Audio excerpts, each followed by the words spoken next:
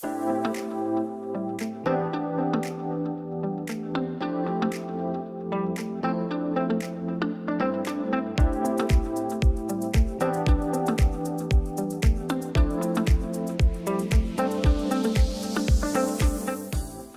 friends, thanks for joining.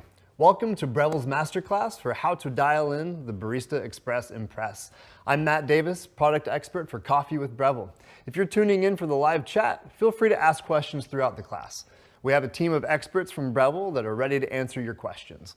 If you're watching the on-demand version, feel free to email your questions to brevillebarista@brevilleusa.com. I'm so excited to be here. Let's make some coffee. Now, here we have the Barista Express Impress, one of our newest machines and newest to the family of the Barista series. Now, today's class is really going to focus on how to approach the machine and how do we make the coffee that we're using taste the best that it possibly can.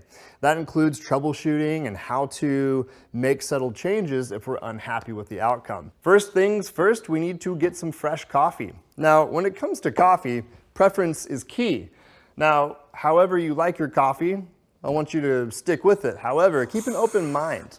All coffee is different, and the way it works inside of a machine is going to vary a lot depending on how dark it's roasted and how fresh it is. So today I am using whole bean coffee that had a roast date. Now, when you're shopping for coffee, you'll probably notice that some bags will have a date that you should use it by, maybe even it expires. What we really want to look for is a coffee bag that has a roasted date so that we actually know when the coffee was roasted. That's going to be key for being able to understand how old it is. Now, the closer it is to the roast date, the more CO2 it's going to have. When it comes to espresso in particular, that CO2 is really important because CO2 carries a lot of the really important aromatic compounds and really ensures a really nice even extraction throughout the whole process.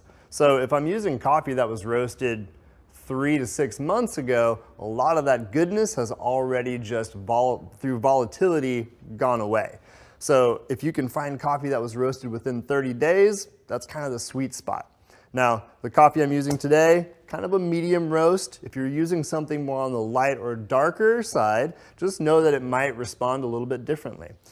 When using espresso, I like to use anything on the medium to darker side of things just because it makes it a little bit easier for the water to access. Just think in terms of when you're roasting, the longer you roast it, the easier it is for water to access it because it's becoming more brittle. Another way to think about it is solubility. The coffee will simply dissolve easier into water the longer it's been roasted. So enough about that. We have our coffee. Try different coffees, play around with it, have fun with making coffee. That's what's most important.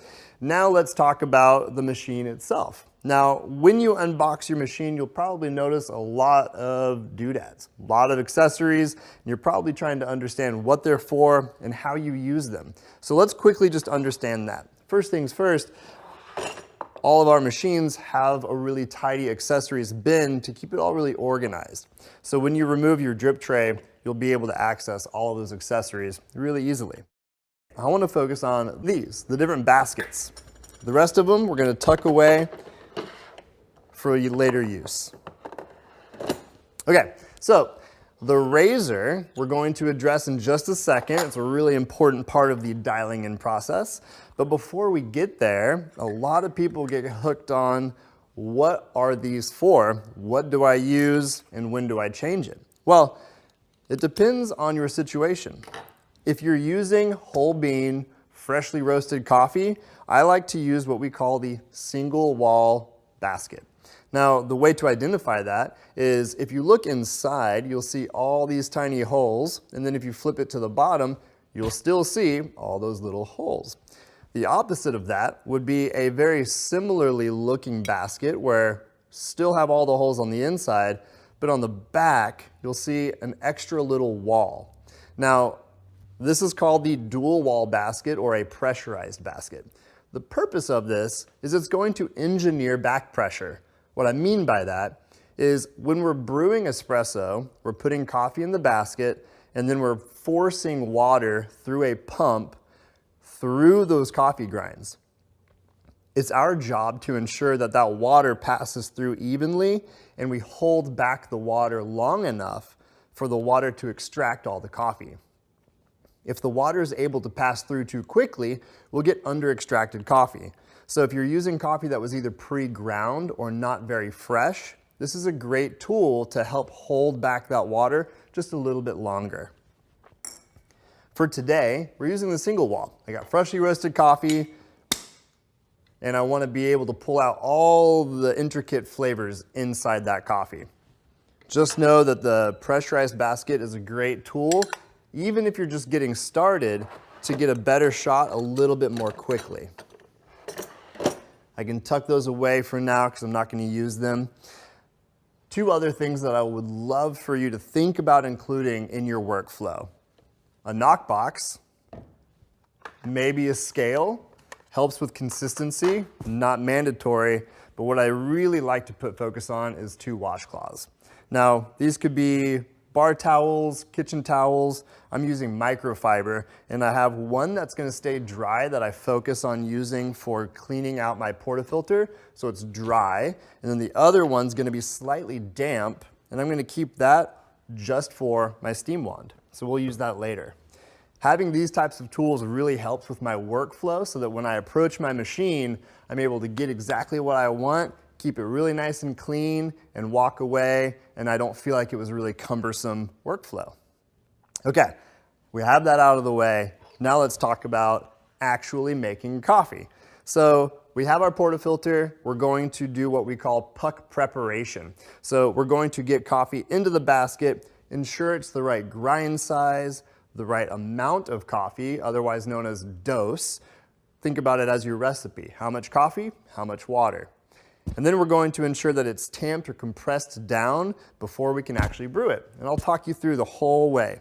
So we're going to put our portafilter into this cradle. And for today's demo, I'm actually going to remove this cover so that we can see what's happening. Now, we could easily leave this on. It's just an aesthetic cover plate to make it look really nice.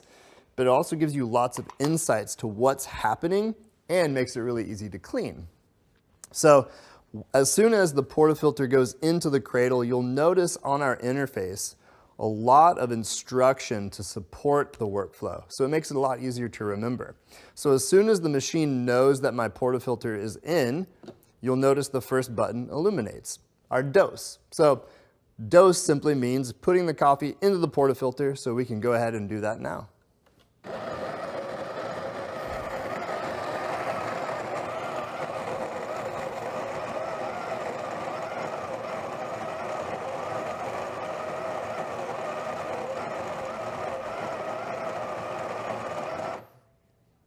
Okay, so the way that the dose works on the grinder is simply through a timed mechanism.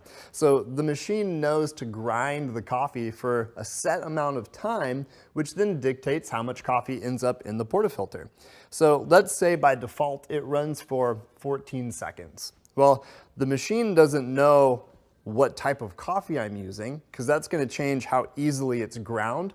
So what we need to do is calibrate to make sure that we have the right amount of coffee in that portafilter. This is the greatest thing about this machine, is it's now telling me to tamp, and what's going to happen is as I tamp by pulling down on this lever, the machine is also able to sense the depth of the coffee bed, telling me if I have the right amount of coffee. Now you'll notice that on my first go, I got the perfect dose with that green light next to the smiley face. Makes me feel great. Nothing like positive affirmation on that. Now, however, if it was not on the green light, let's say it was a little bit under, the dose button would then start blinking. That would tell me that I need to add a little bit more coffee. And what would then happen is the machine would actually correct itself and remember it for next time. Now, I've ground my coffee. I'm on grind setting 7. So what we're going to do is move our portafilter over to the group head. This is just simply where hot water is dispersed out of what looks like a shower screen. And we're going to choose either our 1 cup or 2 cup button. Now, here's something I want you to understand. There is no real difference when it comes to using the 1 to 2 cup button in correlation to a single or double basket, right? So we have different baskets that allow different amounts of coffee, but all that changes is how much water passes through that given amount of coffee. Now I'm using the double basket, so you would think that I would need to use the 2 cup button, which that's what I'm going to do. However, if you want a cup of coffee that's either smaller in volume or just more concentrated in flavor, you could use the 1 cup button. It's completely up to you. We're using the double basket, so we're going to use the 2 cup button just to keep that recipe the same. I'm going to grab a shot glass because I have some volumetric measurements here to help me see the actual output. And what I'm going to do is push the 2 cup button, and I'm going to check the time of how long it takes that water to pass through that puck of coffee, because this machine is a volumetric machine. And what that means is that it's going to automatically stop when a given amount of water passes through the machine. So this one is programmed from the factory to give about 2 ounces of water. So I'm going to push this button, and then I can check to see how long it takes for that volume to pass through the coffee.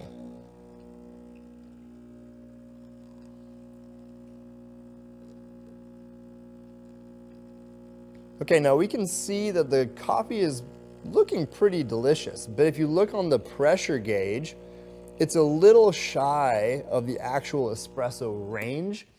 And all that means is that we're not quite providing enough resistance, that back pressure that we were talking about, right?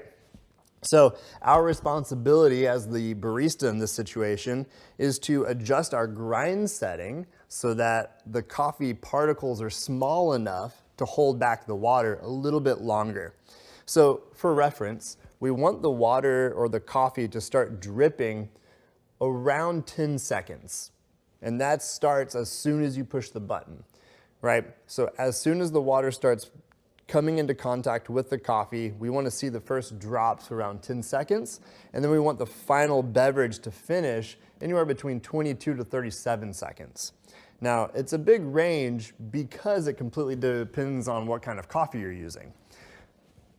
Something to look for is when the first bit of coffee starts dripping out, you don't want the actual fluid to look really erratic. You don't want it moving back and forth a lot. You want it to look really consistent and kind of imagine what warm honey would look like dripping out of those spouts. Regardless of what comes out of your machine, I highly encourage you to taste it regardless, because it's really helpful to understand the coffee you're using and the machine to become a better barista just by understanding what a good or bad shot of espresso tastes like. Now, by no means was that a bad shot of espresso, but it wasn't exactly what I want. So I'm actually going to knock out this puck. Should come out pretty easily. Wash my portafilter, making sure it's nice and dry and clean. And then I'm going to go back and repeat the exact same process. So again, step 1 is to put it into the cradle. However, this time I'm going to change my grind setting. We don't want to do a lot of clicks at a time because then we could end up chasing our tail. I encourage anywhere between 2 to 3 clicks of a grind adjustment at a time. So we went from 7 to 5. Now we can just repeat that same process with our dose.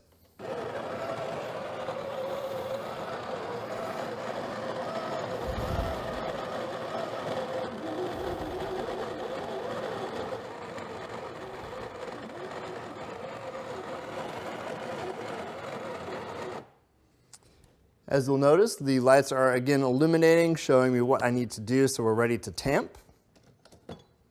Now, because I made that grind adjustment, less coffee is coming through in the same amount of time, so we actually need to calibrate our dose. So you'll notice these lights are now telling me I don't have enough coffee, so the machine is telling me I need to add a bit more. So by hitting the dose button again, I'll add just a little bit more coffee. And we'll do this probably a few times until we get right where we need to be. So you'll notice we're just almost there. So the way it works is you'll dose, tamp, back and forth, and each time you tamp, that's allowing the machine to register the new change. And as soon as you hit the green light, that machine will then remember whatever time adjustments it made, so it'll hit the dose perfectly the next time. So we are perfectly tamped, distributed, dosed, ready to go. We can put it back into the group head, and again, hit that 2-cup button. You would then want to start a timer, whether you're using a separate stopwatch or your phone as just a helpful tool here. Paying attention to our pressure gauge, now we're getting the perfect amount of back pressure. Our streams are looking like warm honey. They're not flowing back and forth a whole lot. This shot looks perfect.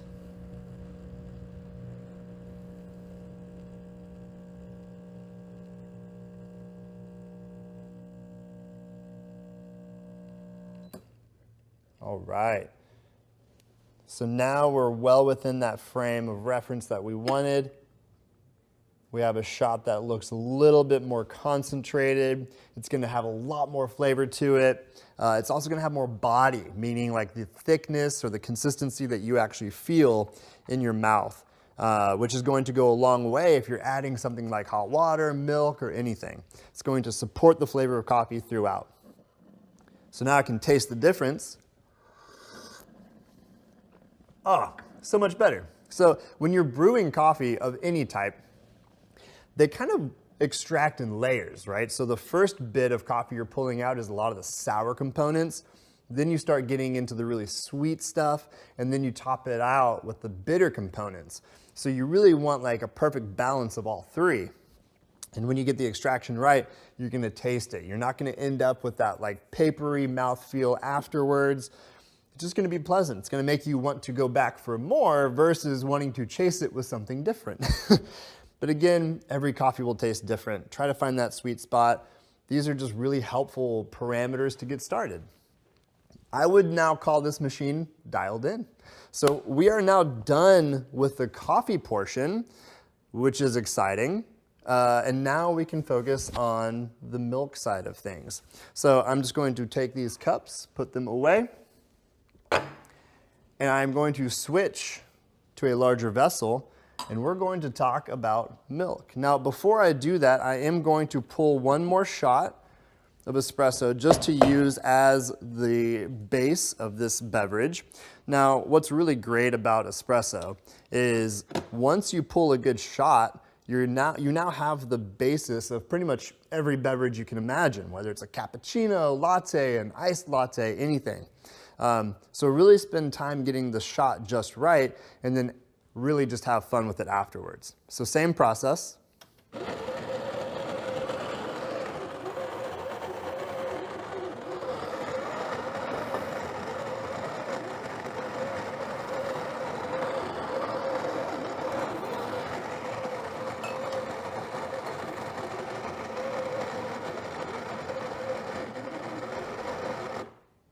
Now we can tamp. And as you'll notice, because I calibrated it last time, it got the dose the first time. Now I can go ahead and brew this into a slightly larger cup. Now technically I could reuse the shot that I pulled a second ago, but let's start fresh.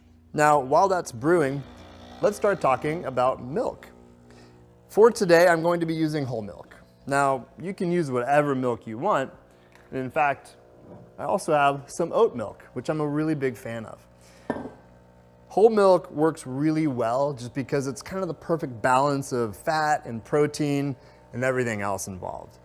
The most important aspect of steaming milk comes to the ability for the milk to hold up to heat and holding the air that you put into it. Because what we're doing is we're trying to find this perfect balance of relaxing all the proteins in the milk and then allowing them to create new forms around the air bubbles that we put into it. It sounds complicated, and technically it is, but you don't need to focus on all that crazy science. We're just gonna teach you some of the basic techniques that you need to understand in order to really create some delicious, what we refer to as microfoam, so that the bubbles hold their consistency and texture. And if you're wanting to get creative, you can pour some latte art. But at the end of the day, it's all about how the beverage feels when you sip on it, so that drinking experience. So I'm gonna go ahead and knock out this puck so that we can get the portafilter out of the way, create as much room as possible. I'm just gonna move the machine real quick. Okay, now we went over the coffee side of things, cleaning as we go, and you'll notice I made almost no mess thanks to the Impress puck system. Now we're going to switch to our other rag that I mentioned earlier. So this one's gonna be slightly damp. I like to just use the shower head for the actual espresso to just slightly make this rag damp. You don't want it to be soaking wet, just wet enough so that it can easily clean the steam wand as soon as we're done steaming. Really important. Now, I have this steam jug full to just below the spout, and you can see that from the inside marking. So just slightly below the bottom of the steam spout for the pitcher, and you can kind of play around with how much milk goes into it depending on what vessel you'll be pouring into. So now that we have our whole milk, and again, you can use whatever milk you would like to or need to use. The technique of how we create this foam will be pretty much the same. You'll just need to kind of tweak a few little things back and forth, especially if you're going from whole milk to an alternative. If you're only choosing one ingredient, once you figure it out, you'll be set. Okay, so first things first is positioning the steam wand. This will be really, really important. So think about how you have your home bar set up, and think about the ergonomics of how you can repeat this process over and over and over again really easily. So get creative about where your steam wand goes, how you're holding your steam wand, and where your body is positioned in front of your machine. Do what feels comfortable because you need to repeat it every time. Okay, what I like to do is to bring my steam wand up to a 45-degree position, which for this machine is all the way up. And then I like to bring it out just a little bit. But because I'm on this side of the machine, I'm gonna bring it this way. Just know that there's some flexibility in that positioning, as long as you have it all the way up, because that's gonna make sure that the steam wand isn't moving once you put the jug in there. I like to anchor it as high up as it can go. And then I like to use the spout of the steam pitcher to create kind of an anchor point so that I can pivot instead of having to freely hold the jug up against the steam wand, okay? So there's two positions we need to be mindful of. One is the depth of how far in the steam wand is into the milk, and the other is from a bird's eye view where the steam tip is inside of the jug. So let's work on both. From a bird's eye view, we want to kind of envision that this jug is divided into 4 quadrants because we never want the steam tip to be right in the middle. We want it to be slightly offset just a little bit and then towards the front. So you'll notice that I can put my jug perfectly vertical and then tilt it back and then to the side. And what that does is it allows me to get the tip of the steam wand to be just below the surface of the milk. This is really important because the first thing we're going to do is try to create a whirlpool. So you want to be off center, and then you want the steam tip to slowly break the surface of the milk so that you can start to inject air.